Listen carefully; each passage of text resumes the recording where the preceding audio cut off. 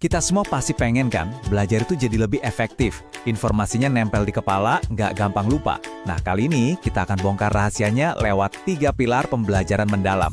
Ini adalah sebuah kerangka yang bisa bikin pengetahuan itu benar-benar jadi milik kita. Pernah kan ngerasain kayak gitu nih? Belajar SKS, sistem kebut semalam, dijejelin semua materi ke otak, pas ujiannya selesai, semuanya ikut menguap gitu aja. Ini kayaknya masalah kita semua deh, dan ini sebenarnya nunjukin ada yang kurang pas dari cara kita belajar selama ini. Nah, cara belajar yang kayak gitu tuh namanya pembelajaran hafalan atau rote learning. Fokusnya cuma satu, ngapalin bukan ngerti. Tapi tenang, ada kok pendekatan lain yang jauh lebih powerful, dan itu yang bakal kita bahas sekarang. Oke, sekarang kita masuk ke intinya ya, deep learning atau pembelajaran mendalam. Penting nih. Ini bukan soal AI atau kecerdasan buatan ya. Ini adalah sebuah pendekatan di dunia pendidikan, di mana tujuannya bukan cuma menghafal, tapi benar-benar paham, meresapi, dan akhirnya bisa menerapkan ilmunya di berbagai situasi. Bedanya tuh jauh banget ya. Kalau hafalan itu kita cuma pasif, terima aja, fokusnya cuma buat nginget fakta dalam waktu singkat. Sebaliknya, pembelajaran mendalam itu kita harus terlibat aktif, biar kita paham konsepnya, ilmunya nyangkut buat jangka panjang, dan yang paling penting, kita jadi bisa pakai ilmu itu buat mecahin masalah di dunia nyata. Terus, gimana dong caranya biar kita bisa sampai ke pembelajaran mendalam ini? Nah, jawabannya ada di 3 pilar utama yang saling menopang satu sama lain. 3 pilar inilah yang akan jadi fondasi pembahasan kita. Yuk kita bedah satu-satu. Pilar pertama kita adalah mindful learning, atau pembelajaran penuh kesadaran. Ini bukan cuma soal merhatiin guru di kelas loh. Ini adalah seni untuk benar-benar hadir. Pikiran, perasaan, semuanya fokus ke proses belajar. Disinilah kita berhenti jadi penerima informasi yang pasif dan berubah jadi peserta yang aktif dalam petualangan intelektual kita. Praktiknya gimana?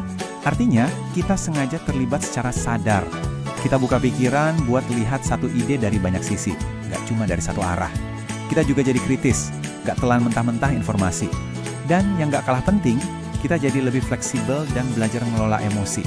Misalnya pas ketemu materi susah, kita nggak langsung nyerah. Lanjut ke pilar kedua, meaningful learning atau pembelajaran bermakna. Nah, disinilah sihirnya terjadi, informasi yang baru masuk nggak lagi jadi fakta acak yang melayang-layang, tapi mulai nyambung ke jaring-jaring pengetahuan yang udah kita punya. Kuncinya itu koneksi dan relevansi. Coba dibayangin kita lagi bangun jembatan. Di satu sisi ada teori dari buku, di sisi lain ada dunia nyata kita. Nah, pembelajaran bermakna ini tugasnya membangun jembatan itu, nyambungin konsep baru dengan pengalaman pribadi kita, lihat gimana itu berguna di hidup kita, dan akhirnya kita pakai buat mecahin masalah. Kalau udah begini, ilmunya dijamin nempel. Dan pilar ketiga yang sering banget diremehin adalah joyful learning, alias pembelajaran yang menyenangkan. Tapi ini bukan cuma soal senang-senang atau main-main aja ya. Ini tentang menciptakan kondisi di mana kita saking asiknya belajar sampai lupa waktu. Belajar jadi terasa kayak petualangan, bukan lagi tugas yang berat. Ini tuh idenya mirip konsep flow, di mana kita ngerasa benar-benar tenggelam dalam sebuah aktivitas. Dalam belajar, ini bisa dicapai kalau tantangannya pas, nggak kegampangan, nggak kesusahan. Bisa juga lewat metode yang seru, kayak games, kerja kelompok, atau proyek kreatif yang bikin proses belajar jadi lebih hidup. Nah, ini nih bagian yang paling penting. Ketiga pilar ini tuh nggak berdiri sendiri-sendiri. Mereka itu satu kesatuan, sebuah sistem yang saling nyambung dan saling menguatkan. Yuk kita lihat gimana cara kerjanya. Coba bayangin, 3 pilar ini kayak roda gigi di dalam sebuah mesin. Mereka nggak bisa kerja sendirian. Saat kita belajar dengan penuh kesadaran, mindful, kita jadi lebih mudah menemukan makna, meaningful. Terus, waktu kita ngerasa sesuatu itu bermakna, otomatis muncul rasa penasaran dan senang, joyful. Dan giliran kita menikmati prosesnya, kita jadi makin fokus dan sadar. Jadi, masing-masing pilar itu mendorong pilar lainnya dalam sebuah siklus yang keren banget. Jadi, ini tuh kayak siklus yang saling menguatkan.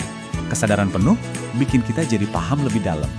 Pemahaman yang dalam itu terasa relevan dan bermakna. Dan pengalaman yang bermakna itu, ya secara alami terasa memuaskan dan menyenangkan. Itulah inti dari sistem ini. Oke, teorinya keren banget nih. Tapi gimana prakteknya di dunia nyata? Biar nggak cuma ngawang-ngawang, kita coba lihat contoh konkret gimana kerangka ini bisa diterapkan di dalam kelas. Biasanya nih, pelajaran yang pakai pendekatan ini punya 4 tahap yang sistematis.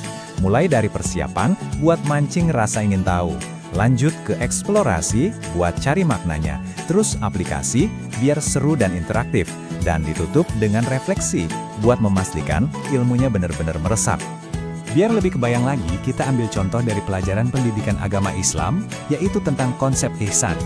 Ihsan ini artinya, secara luas, adalah berbuat baik atau kesempurnaan dalam beramal.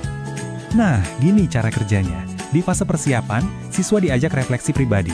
Ini membangun kesadaran atau mindful.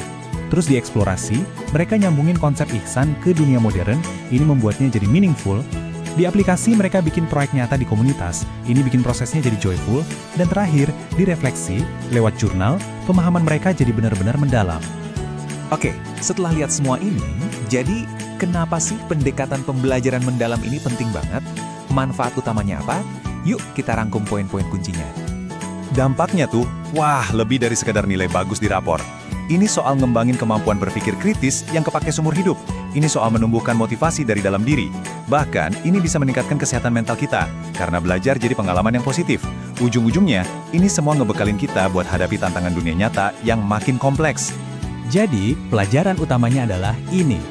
Fokusnya itu bergeser. Bukan lagi cuma soal apa yang kita pelajari, tapi bagaimana cara kita mempelajarinya. Prosesnya itu sendiri jadi sama pentingnya dengan materinya. Ini benar-benar mengubah cara kita memandang belajar. Dari sekedar menerima informasi, jadi membangun pemahaman. Nah, saya mau tinggalin kalian dengan satu pertanyaan buat direnungkan.